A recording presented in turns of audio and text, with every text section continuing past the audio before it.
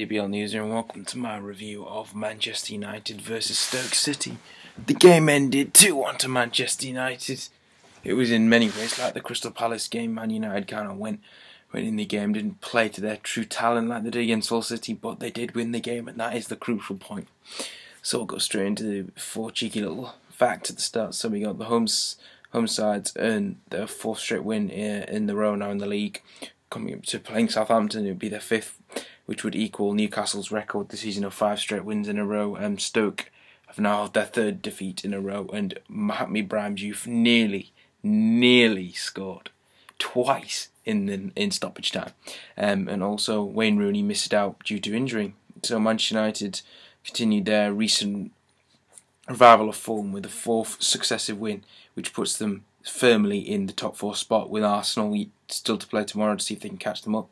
The whole side were led by Marouane Fellaini's header from Ander Herrera cross from the wing at the far post.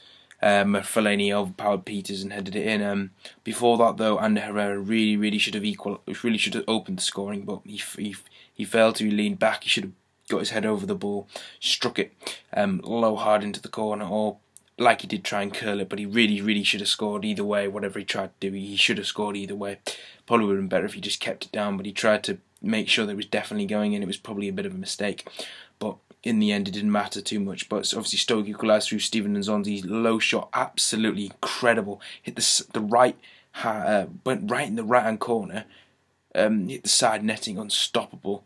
And then Juan Mata scored a free kick which snuck in, where Marcos Rojo jumped up and claimed it, but obviously he didn't get a touch, and if he had it, it would have been offside, but I don't think the officials would have seen it, because I don't know, I feel like I don't know if that's in the rules, where if Rojo even looks like he's going to get a touch on it and he's offside, and the keeper then doesn't move until he gets a flick on, then doesn't that affect the play? Therefore it should have been a free kick to Stoke City, because he was offside and he was affecting the play.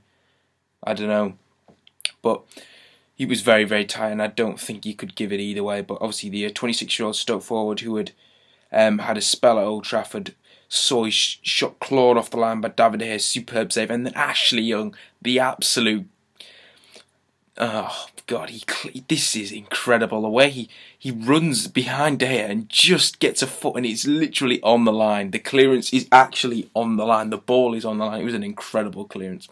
Diouf was left mystified at the final whistle. He literally was shaking his head, in disbelief that as he trudged off the pitch. That a draw really would have been harsh on United, though, who did control the game throughout. Although it was a piece of fortune that they scored the second goal. They really should have scored more than 2 goals today. They could have scored about 5. I think they did miss Wayne Rooney. They did miss Di Maria. They did. Robin van Persie, better again, getting more and more involved in the game. Louis van Gaal will not be too bothered about the identity of the goal scorer. Obviously, the Dutchman breathed a huge sigh of relief as they marched off, having again 65% possession, but he wasn't able to turn it into more and more goals like they did against Hull. And Van Gaal was unable to call upon skipper Rooney and Angel Di Maria, with the pair both missing through injuries that they sustained against Hull. And for large periods, the home side sorely missed their pair's attacking Gaal, as I said.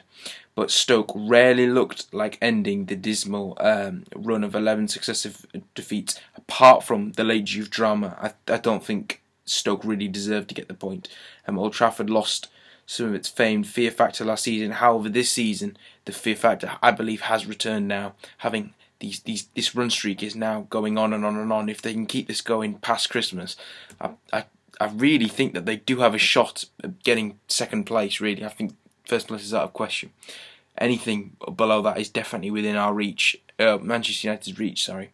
Your invincibility appears to have returned to Louis van Gaal, having taken 19 home points from a possible 21 since the defeat against Swansea on the opening day, which is absolutely marvellous in my opinion. It's brilliant the way that Man United have made Old Trafford a fortress once again. But Potter's boss Mark Hughes indicated that his side really was afraid to go at United, and I thought Stoke were really afraid. They didn't really challenge United, and I thought Peter Crouch's substitution should have happened earlier on during the game.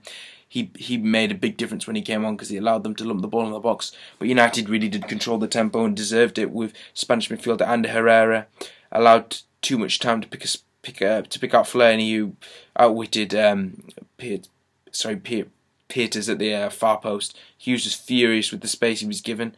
But then Nzonzi's strike was absolutely magnificent, as I said. But Mata's intervention to get them that extra 2 points, and really it was a fantastic kind of ball into the box, and it just needed someone to tap in. It's one of those balls where the free kick just goes in, and if no one gets a touch on it, it's in the back of the net. And the goalkeeper can't dive till he knows someone's got a touch on, because he needs to stay up and not commit himself to anything. Normally you'll see the keeper wait to the last minute and dive, but Begovic could do absolutely nothing. The ball was whipped in with so much pace. It's a good idea to do that. You can't say they were lucky, because I think when people plan for that kind of stuff, they plan to whip it in that area and see who can get a touch on. But it was a magnificent delivery, and if Marcos Rojo had got anything on it, it would have been in the back of the net anyway. But yeah, United seem to be back in gear right now. They're winning games when they shouldn't be winning them. Is in the fact that they're winning games when they're not playing their best, if you know what I mean. Not that they shouldn't be winning the game, but they're winning games where last season I think they would have struggled in a game like this. I think David Moyes' side really wouldn't have been able to unlock the Stoke defence. But this Louis van Gaal style of play seems to be really slotting in at United at the moment. They're passing it so well. Ander Herrera and Juan Mata again were absolutely superb at passing. Didn't manage to find that crucial through ball, though. They're still lacking that. I don't think Falcao, when he came on, made a lot of brilliant runs. Van Persie, again, I don't know. He was good. He linked up the play a lot more today, and James Wilson was absolutely magnificent. His running, his pace, his energy, much like Harry Kane for Tottenham, he adds another dimension to United, and he's a very crucial player, I believe, for Manchester United, coming off the bench against the likes of Stoke City. When they're losing, he can come off the bench and he can affect a football match, and I think he can really have a big role this season, especially if Van Persie, Falcao or Wayne Rooney, like today, one of them's out, he gets in the starting lineup.